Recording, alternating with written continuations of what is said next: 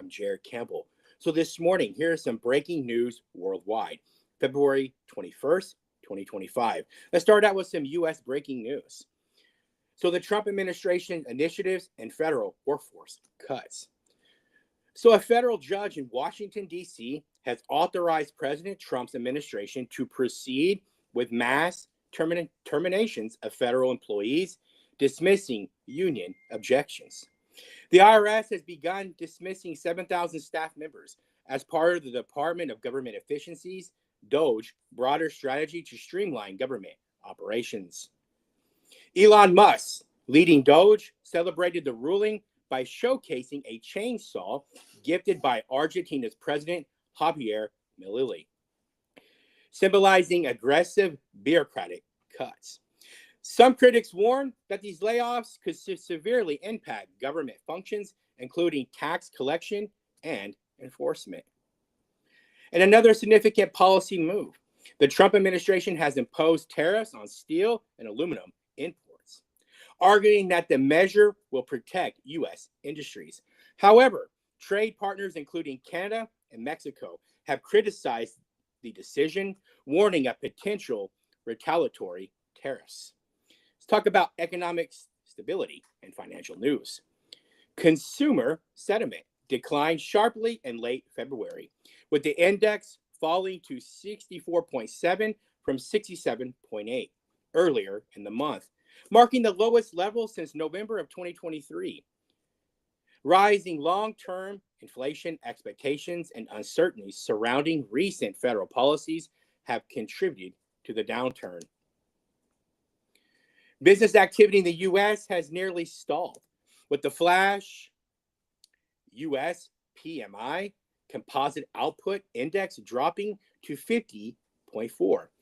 This reflects a significant decline in business confidence due to the administration's trade policies. Their words, not mine.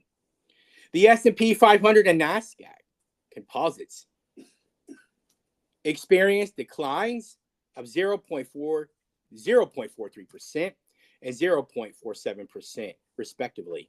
Walmart shares notably fell from 6.5%, citing concerns about inflation's impact on consumer spending. Their words, not mine.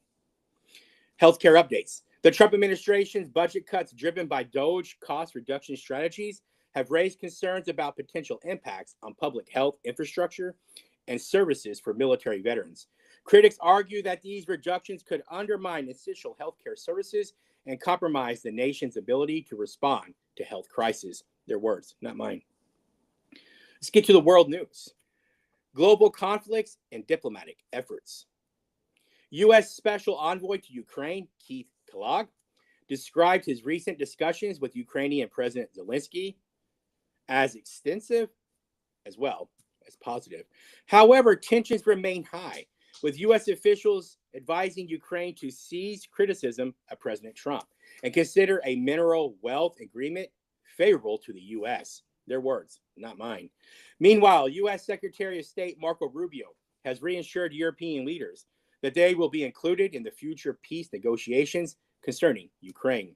This follows U.S.-Russia talks and Riyadh, Saudi Arabia, which excluded Ukraine and European allies, raising concerns about the coherence of international diplomatic efforts. Their words, not mine. Let's talk about the Middle East conflict. The Israeli Defense Force, IDF, accused Hamas of violating a ceasefire agreement after Hamas murdered 2 Israeli children. Hamas contends the children were killed in an Israeli airstrike. The bodies of the children were recently returned, but their mother remains missing, further escalating the tensions in the region. Additionally, Hamas failed to return the body of an Israeli hostage, prompting a stern warning from the U.S. Special Envoy, Adam Boehler, who demanded the immediate release of all hostages, living or deceased, and cautioned that Hamas would face a total annihilation if they did not comply. Talk about extreme weather in the U.S. Over 76 million Americans are bracing for an extreme cold, as record-breaking Arctic outbreak sweeps across the U.S. More than 80 locations are expected to experience record low temperatures, with wind chills reaching -20 to -30 across the central and northern plains and in the upper Midwest.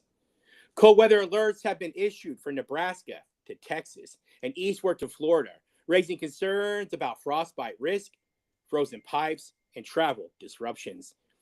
Temperatures are expected to rise by early next week. Polish president has urged Ukrainian President Zelensky to maintain constructive cooperation with the U.S., emphasizing the importance of peace and continued American support. This comes as European nations reinforce their backing of Ukraine with a new aid package expected from the EU. Meanwhile, Germany's federal election campaign is being dominated by anti-migration rhetoric, reflecting broader debates within the EU regarding immigration policies and their societal impacts. Talk about World Health Care. And South Sudan has closed schools due to an intense heat wave. Temperatures are expected to reach 42 degrees Celsius, which is 108 degrees Fahrenheit. The government is prioritizing the safety of students, and extreme temperatures pose serious health risk. Even the WHO, the World Health Organization, has expressed concerns that recent U.S. policy changes, including budget cuts and shifts in foreign aid, may negatively impact global health programs in developing countries. For real-time updates, stay tuned to Watchdog News.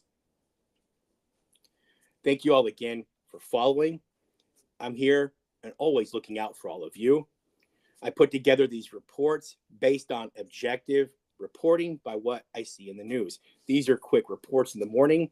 Usually in the evening, I always do deeper dives into things.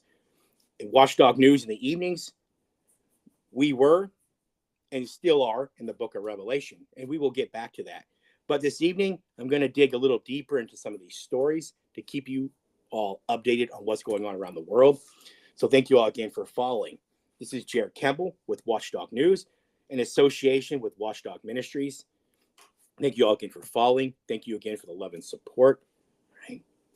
That's all I have for this morning. We will be chatting later this evening. Love you all so much. I'm out.